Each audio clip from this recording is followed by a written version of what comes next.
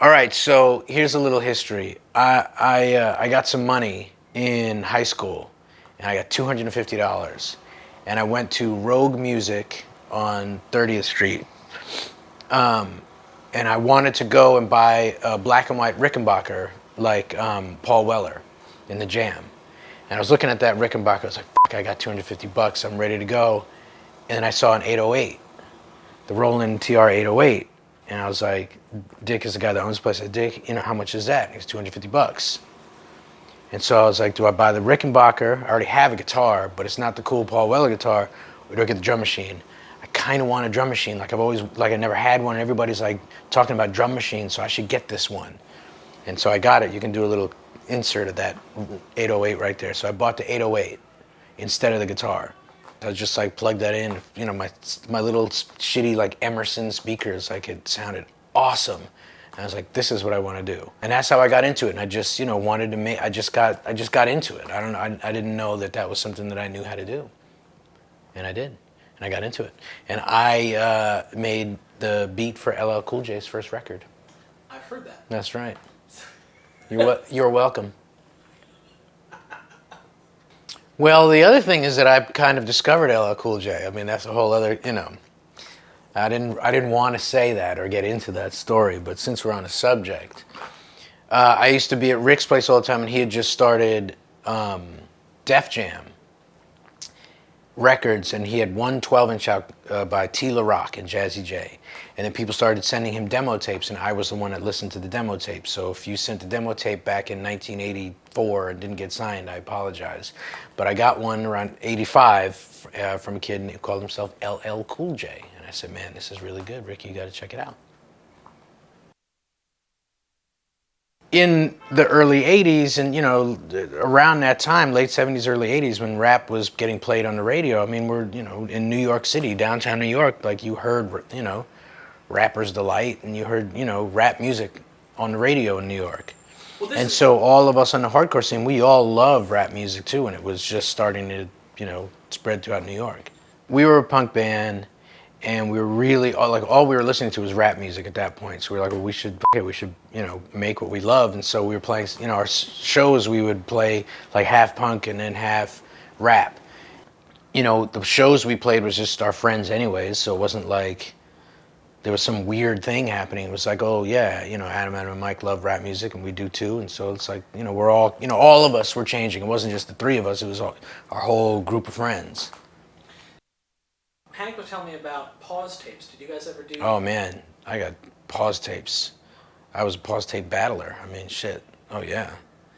Pause tapes is basically, you had a double cassette deck, and that was basically the most advanced equipment that you had, or at least that I had, that I could afford. And so it was the double tape deck, and you basically made loops by, the drum beat comes in, and you record from the, the one left side, the play side, to the record side.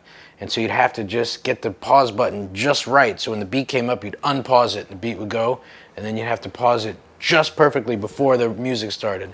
Then you'd rewind, and you'd do it again, you'd do it again. And so you just have your little loops going on a cassette tape.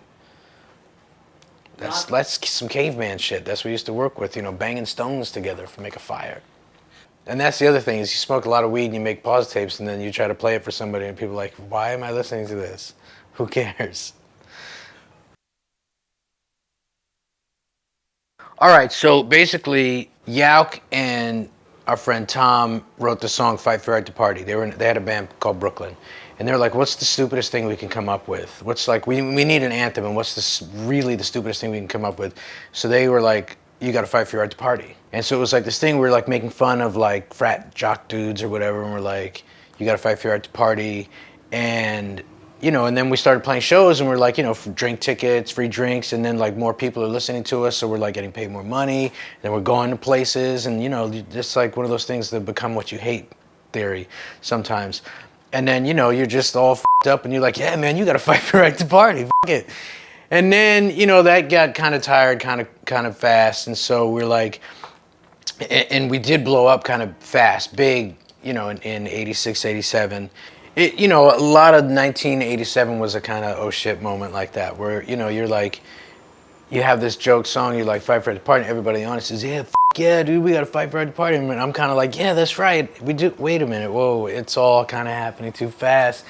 And then I remember we went and toured our first tour in Europe, and we went to Germany, and we were like, what's the funniest thing that we could do to piss off the Europeans? And we played the Rocky theme, and we came out with boxers' robes. It was like, dan, dan, dan, dan, dan, dan, dan, dan, dan. We came out like USA on our back. We're like, what's up? And it was all American Army dudes stationed. The crowd went fucking nuts. And we're like, well, you know, the thing of like making fun of this, that, and the other is like not that funny. Let's just like make what you have to make. Do what you do. No reason to go outside of your realm. Just make what makes you happy. Okay, so sampling. I remember I went to Yauk's apartment in Brooklyn, and this has got to be 84, maybe, around 84, 85, around then. And he was like, oh shit, you got to see this thing that I did. And I went into his place, and he had just a tape loop running all the way around his apartment. And it was John Bonham beat, you know, what the fuck is that? Levy breaks or something? When the levee breaks.